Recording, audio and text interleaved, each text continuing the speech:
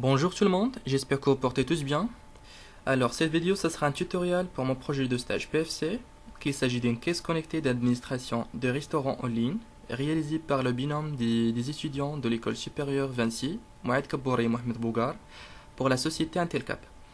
Dans cette vidéo, on va voir l'ensemble des fonctionnalités ainsi que les options que ce site propose aux clients, quel que soit un responsable ou bien un gérant d'un restaurant, ou bien un client qui souhaite juste profiter des services de ce restaurant. Là, on va commencer par la page d'accueil, la page 1. Voilà à quoi ressemble la page d'accueil. Donc, euh, sur l'entête, on a le numéro de téléphone, l'adresse mail de contact, la date et l'heure et les liens vers les réseaux sociaux que ce restaurant utilise. En dessus, on a le slide bar, le tableau de bar, le nom de restaurant et une petite introduction par le gérant ou bien le propriétaire de restaurant. Les plats que ce restaurant propose aux clients avec les prix, des témoins des clients satisfaits, des feedbacks, les chefs qui travaillent dans le restaurant et l'horaire d'ouverture et de fermeture de ce restaurant. La deuxième rubrique, on a About, c'est-à-dire à propos. Donc là, le responsable bien le gérant il peut mettre là l'historique ou bien la date de création de ce restaurant ou bien le créateur directement. Les chefs encore qui travaillent, les menus encore, la partie menu, une recherche détaillée directement, la réservation en ligne,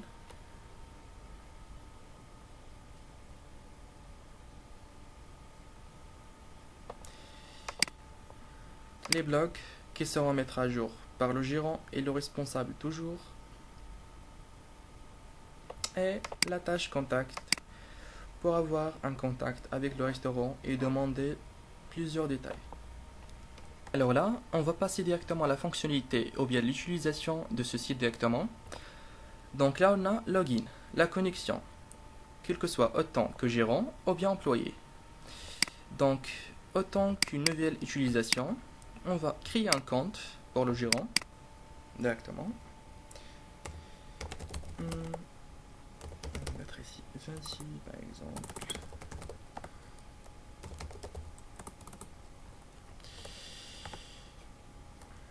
Numéro de la carte nationale, on va mettre n'importe quoi. C'est juste un test.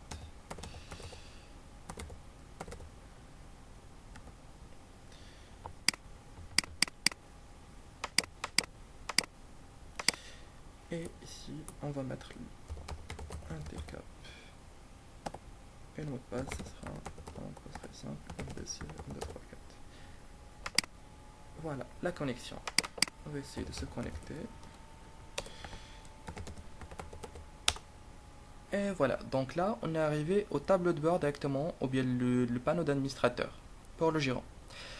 Donc pour le gérant, on a la tâche menu, où il peut ajouter du menu directement. La tâche vente, les ventes réalisées. Les caissiers qui travaillent là-dessus. La liste des employés et les fournisseurs. Bien sûr, on va mettre les deux détails directement. Alors, sur la gestion des fournisseurs, donc là, le gérant, bien le responsable, il va mettre les fournisseurs qui lui assurent la qualité de ses produits, comme les sauces, les ingrédients. Alors, tout d'abord, on va faire un petit exemple. On va créer un fournisseur, tout ça, directement, le produit. Donc, quel que soit le produit, on va mettre quoi?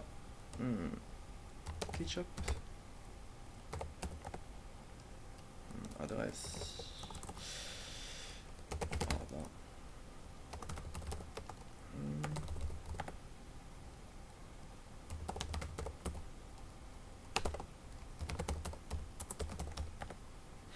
La quantité, on va mettre un pack par prix 12 dirhams. on va ajouter ce fournisseur directement. Donc là, le gérant, il peut mettre ou bien effectuer des commandes envers ce fournisseur.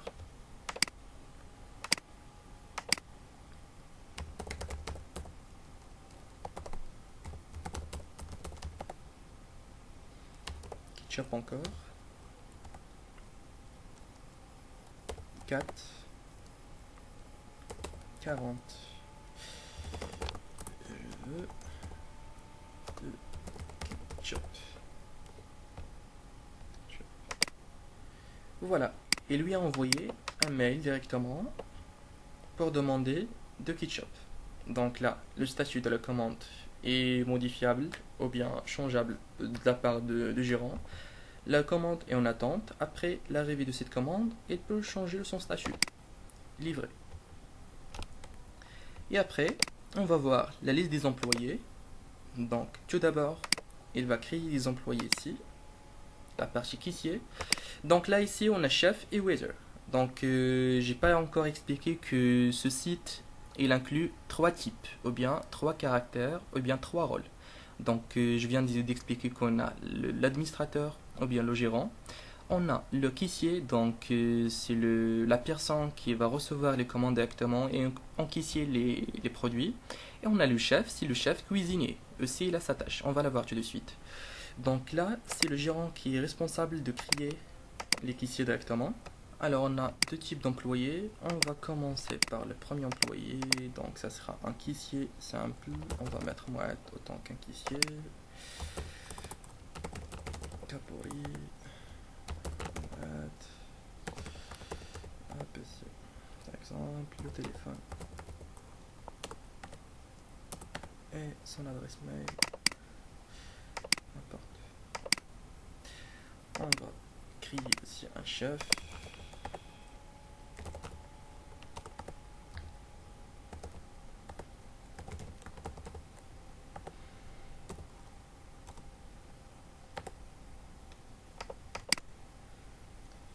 Et notre adresse mail.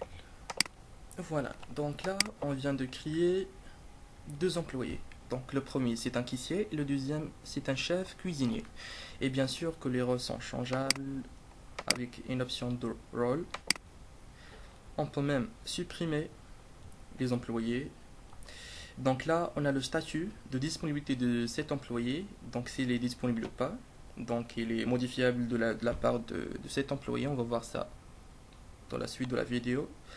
Donc là, on a la partie de recherche. On peut faire une petite recherche avec le nom, le prénom, bien le nom des utilisateurs directement sur les caissiers. Par exemple, on va faire une petite recherche sur Mouad.